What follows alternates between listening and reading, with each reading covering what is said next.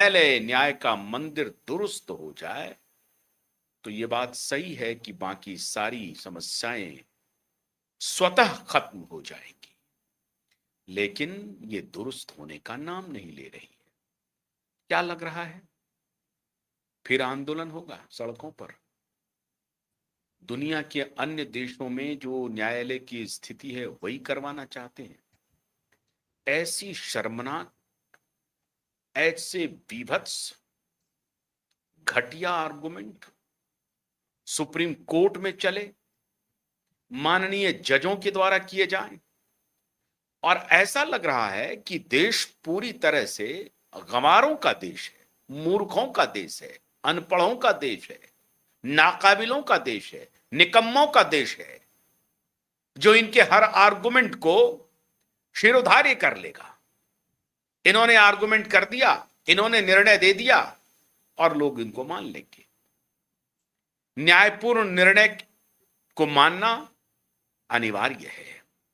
अन्यायपूर्ण टिप्पणी का प्रतिरोध सबसे ज्यादा न्यायपूर्ण है, सबसे ज्यादा न्यायिक है, और न्याय के पक्ष में खड़ा रहना हमारी जिम्मेदारी है, क्योंकि हम जनता के प्रति जिम्मेदार हैं। भारत की संप्रभु जनता के प्रति हमारी जिम्मेदारी है। और मैं कई मौकों पर बोलता रहा हूं कि we are not under you, we are parallel to you, we are truly a watch dog, and not conveniently बल्कि rather inconveniently we are watching you. बहुत सारे इनकन्वीनियंस हैं हमारे साथ, उसके बाद भी हम आपको देख रहे हैं। मित्रों, आज चर्चा क्या होनी है? आज मैं आपको हमारे दो बड़े वकीलों से मुलाकात करवाने जा रहा हूं। इतनी बड़ी समस्या है, इतना बड़ा मुद्दा है जो आपकी आंखें खोल देगा। हमारे साथ advocate Ghanshyam Upadhyay, senior advocate, supreme court. बहुत बहुत स्वागत है, पहली बार आप हमारे नेटवर्क पे आए हैं। और एडवोकेट नीलेश ओझा को तो आप देखते रहते हैं। नीलेश ओझा जी ज्वाइन कर रहे हैं। और कई मामले में उपाध्याय जी मेरे वकील हैं, मेरे काउंसिल। अच्छा, बहुत बढ़िया, वेरी गुड।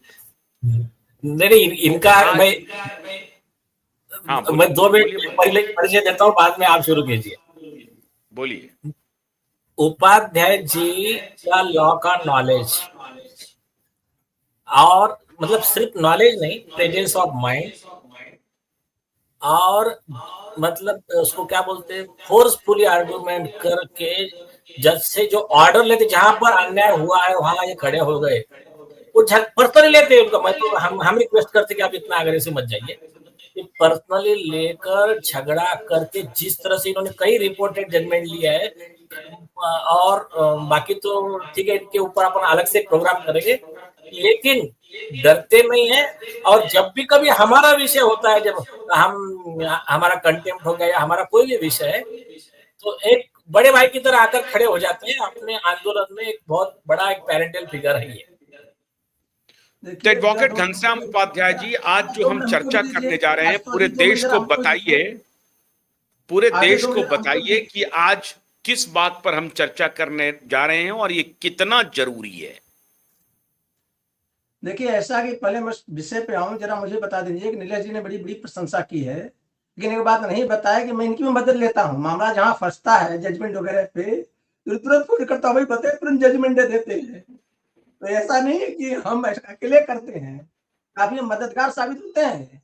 जब कहीं कोई जजमेंट नहीं मिलता तब इनको फोन करता हूँ, कहीं कैसे निकाल जजमेंट दे देते हैं। बहुत बढ़िया। हाँ जी, देखिए, चलिए, रहीम और तुलसी की तरह आप लोगों की जोड़ी चल रही है, अच्छी बात है। बस, और एक बात मैं और चलिए। कहना चाहता हूँ कि देखिए, मैंने आपका कई बार इंटरव्यू मैंने देखा है, और मैंने एक बहुत, मुझे कहना चाहिए, जरूरी है कहना है हमारे दर्शकों के लिए, कि मैंने देखा है कि आशुतोष जी, आप जितना खुल के न्यायपालिका के खिलाफ बोलते हैं जरूरत पड़ने पर, उतना कोई देश का कोई, मतलब कि मैं देखा पत्रकार नहीं बोल पाता है जितना आप बोलते हैं। और एक सच्चे पत्रकार का एक जो धर्म होता है, जिस बहादुर से आप निभाते हैं अपने कर्म को, कर्तव्य को, वो बड़ा रेयर है। तो इसके लिए तो हम बड़े आपके आभारी हैं और बड़ा अच्छा लगता है मुझे। नहीं, बहुत आभार आपका, बहुत आभार आपका। आपके जैसे विद्वान एडवोकेट से अगर ये सराहना मिल रही है तो बहुत आभार। और ये सब दर्शकों की वजह से है, हमारे दर्शकों के अभूतपूर्व प्यार की वजह से है। और जब जैसे जैसे उनका प्यार हमें मिलता रहेगा, उनका समर्थन मिलता रहेगा, हम उनके लिए आवाज उठाते रहेंगे, क्योंकि हमारी पूरी जिम्मेदारी उनके प्रति है। जी और जी जो जी, करेक्ट क्योंकि सबसे सोवरेन पावर तो वही है। ये करेक्ट अदालत करेक्ट भी उन्हीं के प्रति जिम्मेदार है सर। तो करेक्ट अब शुरू करेक्ट। करते हैं विषय को सर। हाँ जी हाँ। देखिए मामला ऐसा है कि आप सबको यशवंत वर्मा का कांड पता होगा। हम्म। ये देखिए विडंबना इस देश की, मैं तो ये कहना चाहूंगा कि हमारे देश में अगर देश की दुर्दशा अगर कोई कारण है, देश जो जिस कगार पर देश खड़ा है, और देश में कल कोई भूचाल नेपाल और श्रीलंका ये सब कुछ है जो कि होना है।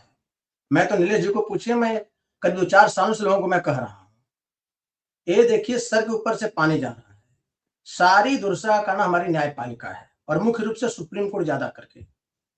आज मैं आपको दावे के साथ कह सकता हूं, मेरे साथ कोई डिबेट करे, मैं आर्गुमेंट करता हूं कोर्टों में, मैं हर पॉइंट पे, हर लॉ के इशू पे सुप्रीम कोर्ट का मैं कंट्राडिक्टरी जजमेंट आपको दे सकता हूं। आज एक बेंच ने ये कहा है तो कल वही जज उसके दूसरा बेंच उसके अपोजिट में कह रही है। ये तो विडंबना सुप्रीम कोर्ट की देखिए। और पिछले करीब 10-12 सालों में ऐसा हुआ है, 10-12 साल बहुत डिवेलपमेंट हो गया है। हर जज सुप्रीम कोर्ट का अपने आप को भगवान समझना शुरू कर दिया है।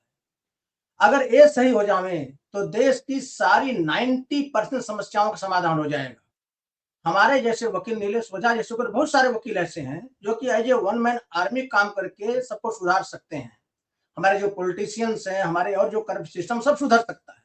तो विडंबना ऐसी है कि सुप्रीम कोर्ट जो है कि खुद जो है कि बहुत बड़ी नालायकी करती है। और मैं तो यहाँ तक कहना चाहूंगा, जो मैंने एग्जामिन किया, देखिए मैं 27 साल के प्रैक्टिस में हूँ और मेरे ख्याल से 90% हाई कोर्ट्स में देश का अटेंड कर चुका हूँ और जाता हूँ, रेगुलर जाता हूँ, डिफरेंट डिफरेंट हाई कोर्ट में जाता हूँ। और 15 साल से ऑलमोस्ट मैं सुप्रीम कोर्ट में रेगुलर में जा रहा हूँ। मैंने जो अनुभव किया है कि हमारे देश में क्या इस धरती पे सुप्रीम कोर्ट जैसी दोगली संस्था कोई नहीं है। इंडियन सुप्रीम कोर्ट जैसे, मैं यहां तक कहना चाहूंगा, देखिए वकील होने की वजह से मुझे पता है हमारी मर्यादा होनी चाहिए भाषा की, लेकिन इनके लिए यही उचित है, कई बार ऐसा होता है। अब आते हैं हम यशवंत वर्मा के केस पे आते हैं। यशवंत वर्मा के केस पूरे देश को पता है, शायद देश का आजाद भारत का न्यायपालिका को लेकर के पहला कांड इतना बड़ा रहा होगा, जहां पे सिटिंग जज के, हाई कोर्ट के जज के घर से करोड़ों रुपए मतलब कि मिले, गोनी गोनी पैसे मिले, जलते हुए मिले पैसे मिले। और इतना ही नहीं हुआ, सुप्रीम कोर्ट ने खुद इन हाउस कमेटी गठित किया, उस कमेटी में इंक्वायरी हुआ, उस इंक्वायरी में जो है कि उसको चांस दिया गया यशवंत वर्मा को। ऐसा नहीं कि उनके मतलब उनको नहीं सुना गया, सुनने के बाद इन हाउस इंक्वायरी कमेटी ने प्राइमा फेसी फाइंडिंग जज के अगेंस्ट में पाया। मतलब उन्होंने कोई उसका जस्टिफिकेशन, कोई एक्सप्लेनेशन उस पैसे का नहीं दे पाए। बस इतना कहना कि हमको पता नहीं, हमको पता नहीं, ये कोई डिफरेंस नहीं है।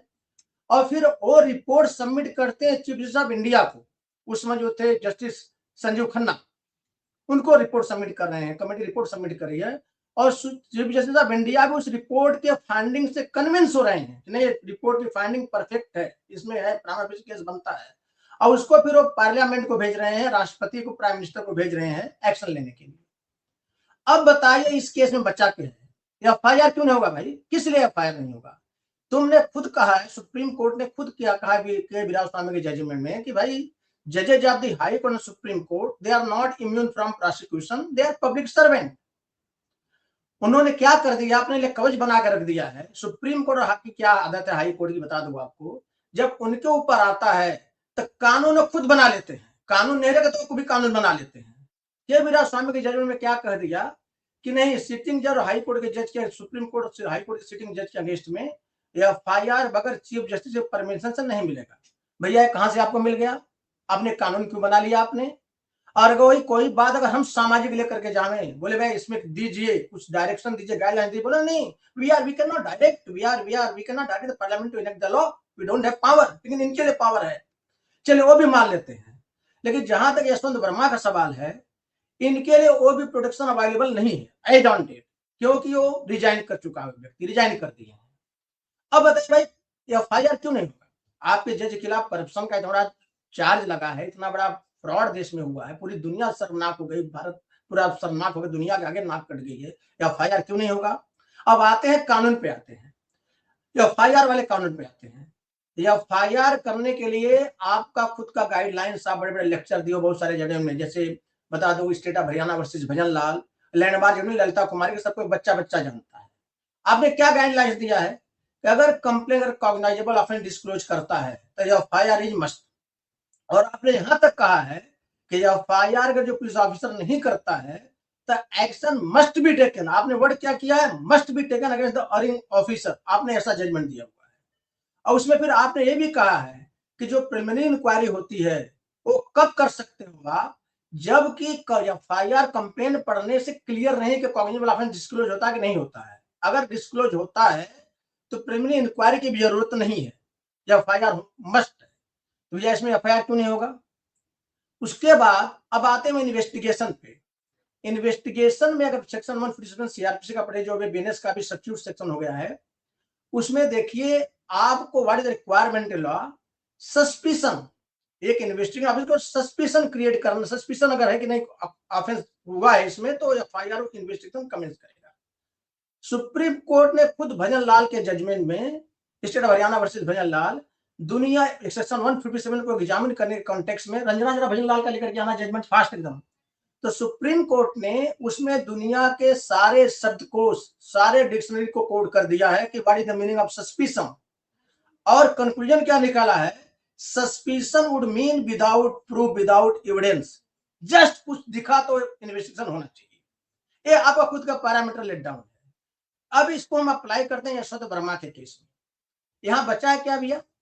जुडिशियल इंक्वायरी फाइंड किए गए, जो एक तरह से जुडिशियल इंक्वायरी है, भले ही इन हाउस कमेटी है, लेकिन जजेस उसमें बैठे हैं, सब देश के जजेस बैठे हैं, चीफ जस्टिस बैठे हैं उसमें देश के हाई कोर्ट की। और ऐसे मैटर में उन्होंने फाइंडिंग दे दिया कि प्राइमा फेसी केस बनता है, सस्पिशन यहाँ पे नहीं है। कंप्लेन हमारा उठा के आप पढ़ लीजिए, इम्पीचमेंट भेज दिया, इम्पीचमेंट शुरू हो गया, इम्पीचमेंट शुरू हो गया। तो भाई ये जज के खिलाफ एफआईआर क्यों नहीं होगा? इसका क्या कारण है? अब आते हैं टेक्निकल ग्राउंड पे, पहले 2 पिटीशन डिसमिस हो चुके हैं। तो भैया आप जब को आपको जस्ट सुप्रीम कोर्ट जज अगर आप हियरिंग करते हो, अगर आपको जानकारी है कि 2 पिटीशन डिसमिस हो गए हैं, तो आपको भी पता होना चाहिए डिसमिस 2 पिटीशन क्यों हुए हैं, कारण क्या, ऑर्डर भी आपको पता होना चाहिए। दोनों पिटीशन उठा के पढ़ लीजिए नेदुमपरा का। नेदुमपरा ने वहां पे थोड़ा सा गलती की थी। नेदुमपरा ने without filing any formal complain with authorities concern, Ranjana petition लाइए फटाफट, मेरा अपना वर्मा वाला पिटीशन लाइए फटाफट दे। तो उन्होंने कंप्लेन पिटीशन फाइल किया था, और इस ग्राउंड पे, इसी ग्राउंड को बता करके, इसी ग्राउंड डिस्ट्रीब्यूशन दिया गया दोनों बेंच ने। एक पिटीशन डिसमिस किया था बेंच बाय जस्टिस अभय ओका, दूसरा बेंच जो है कि था जस्टिस दीपांकर दत्ता का। ऑर्डर हमारे पास है, उसमें दोनों में रीजनिंग यही दिया था कि भाई आपने अथॉरिटी को कंप्लेन फाइल नहीं किया। तो ये वैलिड ग्राउंड था कि लॉ ऐसा है कि विदाउट ऐसे मैटर सुबह मोटो कॉग्निशन लेना चाहिए, वो भी कोई ग्राउंड नहीं है। चलो मान लो आप कंप्लेन नहीं, लेकिन हम तो कंप्लेन फाइल कर गए थे ना। और कंप्लेन हमारा बता दो आपको है, कंप्लेन हमारा जो है डिटेल कंप्लेन है हमारा, जो है कि मैं 2 जून 2026 को कंप्लेन हमने फाइल किया है। उसमें सारे जजमेंट हमने कोट किया है, हमने सुप्रीम कोर्ट का लॉ कोट किया है, हमने सारे स्क्रिप्चर्स कोट किया है, जो धर्म को, जो मतलब न्याय को लेकर के है। न्याय लोग जो आज कर रहे हैं, हमारे स्क्रिप्चर्स में इससे बढ़ के व्यवस्था है, बता दूं आपको, सारी बातें हमने सब कोट किया है। लेकिन बता दूं कोई सुनवाई नहीं, पिटीशन कॉल आउट हुआ, दोनों जजेस, आप किसी ने रिकॉर्डिंग किया होगा, हमारे यहाँ तो रिकॉर्डिंग हम करते नहीं, हुआ नहीं, संयोग से नहीं कर पाया मैं, हमारे लोग नहीं कर पाए। जब पिटीशन कॉल आउट हुआ तो 2-3 मिनट पूरा सन्नाटा छाया हुआ था, दोनों जज आपस में डिस्कस कर रहे थे। तो मुझे लगा कि शायद इनका कुछ करने का विचार है, मतलब कि कुछ करेंगे, मेरे ख्याल शायद कुछ न्याय लोग करेंगे। फिर जस्टिस नरसिम्हा ने तुरंत क्वेश्चन किया कि यस मिस्टर, तुम्हें जैसे ही शुरू करना चाहिए, kindly C page number so and so my complain. No, we are not inclined to entertain this petition because earlier 2 petition has been dismissed. तो मैंने जवाब दिया, there is no justification at all in this case, there is no reasoning, there is no ground at all left in this petition, in this matter, not to direct registration of the FIR. So far those petitions are concerned, those petitions were filed by Justice Nedumpara, and I know what is the fate of those petitions. Those were dismissed because Nedumpara has approached this court without filing a formal complaint. That is not case in my petition. See my complaint. and even the judges of the Supreme Court or High Court are not immune from prosecution.